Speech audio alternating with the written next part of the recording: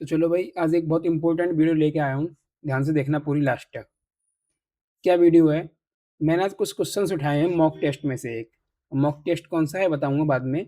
उसमें से कुछ क्वेश्चंस उठाए हैं। 25 क्वेश्चन का मॉक टेस्ट है, उसमें से क्वेश्चन लिए हैं मैंने 7। वैसे तो सारे ही ले सकता था मैं, पर उसमें से कम से कम 12 क्वेश्चन तो थे वोकेबलरी के। बचे हुए 13 में से 5 क्वेश्चन थे आपके पैराग्राफ के। बचे कितने आपके? 8। और उसमें 2 क्वेश्चन थे आपके पैरा जंबल के, तो ये शायद 4 रहे होंगे पैरा जंबल। बचे हुए मैंने यहाँ पे लिए हैं, ठीक है? देखो ज़रा क्या है फिर ये।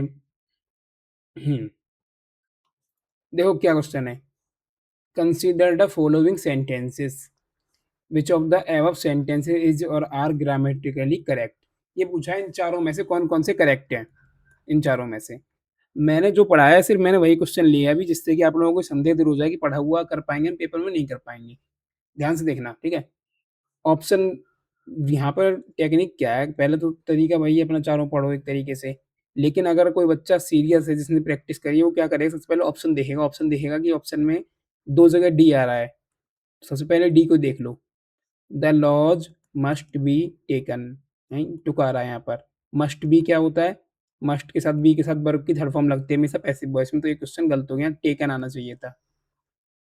तो यानी ये ऑप्शन गलत, ये ऑप्शन गलत। अब हमें सी नहीं देखना है, सिर्फ ऑप्शन ए और बी देखने हैं, तो सी भी गलत है क्योंकि सी ऑप्शन में बचा ही नहीं है। ए और बी मिलाते चलो, दोनों काम किया करो साथ में, जिससे कि हमें अंतर पता चल जाएगा। India must must take take its its laws laws on on best best serious seriously. आई आगे गड़बड़। सीरियस किसके लिए होता है? सीरियस होता है एडजेक्टिव, सीरियसली है एडवर्ब। एडवर्ब लगेगा किसके लिए? टेक के लिए, यानी कि ये वाला सही है। सीरियस थोड़ी लगेगा, सीरियस लगता है इंडिया के लिए, लेकिन यहाँ बात चल रही है टेक की, तो ये वाला हमारा ऑप्शन ए सही है, ऑप्शन बी गलत हो गया। समझे?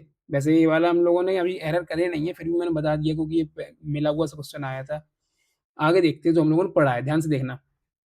ये हम लोग पढ़ चुके हैं, डायरेक्ट इनडायरेक्ट स्पीड से बनाना है, ठीक है? Mohan said to her you have completed your work. हमें दिख गया हमारा पास्ट आ रहा है, तो इसका मतलब हम हैव को हैड में चेंज करेंगे। इसमें किया है, इसमें किया है, यानी 2 सेंटेंस तो ये वाले गलत हो गए।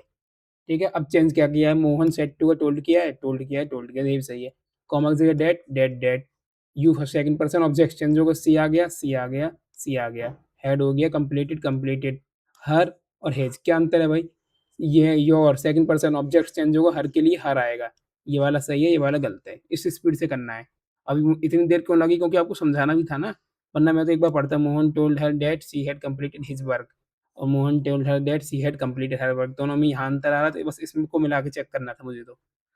जैसे ये है देखो, Tarun says to the manager, Tarun manager, देखो यहाँ पर ये चीज़ देखी, प्रेजेंट है ये। नॉर्मली बच्चे पढ़ेंगे फट से, क्या करेंगे जो लोग ज़्यादा एक्सपीरियंस वाले हैं। Tarun says to the manager representatives of the member states, bill भी, बिल का वुड होना चाहिए था। बिल वुड आर, और कहाँ गया? अच्छा इसमें तो कुछ है ही नहीं। वाह, इस सेंटेंस में दिया ही नहीं है कुछ। तो क्या करेंगे, ज़्यादातर बच्चे पढ़ के इसको बिल को पढ़ के बुड कर देंगे, लेकिन उन्होंने ध्यान क्या नहीं दिया है, बाहर क्या आ रहा है? प्रेजेंट। तो इसमें बिल ही रहेगा, ये वाला सही है, ये गलत है, ये गलत है, ये गलत है। क्यों है? क्योंकि बाहर प्रेजेंट आ रहा है, सिर्फ एक शब्द पढ़ने से हमारा आंसर सही हो गया। Next, David said that it was time he visited his brother in law. देखो, अब क्यों इसको डायरेक्ट बनाना है, तो said David, said David, said David पीछे दिया है, बता चुका हूँ मैं आपको, पीछे देने पर भी कोई चिंता नहीं करनी है, सेम टू सेम होगा। It was time, it is time होगा, इज का बाज होता है ना, is time, is time, is time, ये वाला हट गया। यू, देखो ही फर्स्ट पर्सन है, सॉरी थर्ड पर्सन है ना, कहाँ से आया होगा बताओ? डेविड का क्या लगा यहाँ पर? डेविड के लिए लगा होगा ना ही, तो क्या हो गया? It is time, I, I first person David से चेंज होगा, ये आएगा, ना कि ये दोनों गलत हो गए हैं अब। क्योंकि आई को ही हम ही लिख सकते हैं, ना कि यू को। यू सेकंड पर्सन ऑब्जेक्ट से चेंज होता है, ऑब्जेक्ट है ही नहीं इन दोनों में। Will the host an event next week.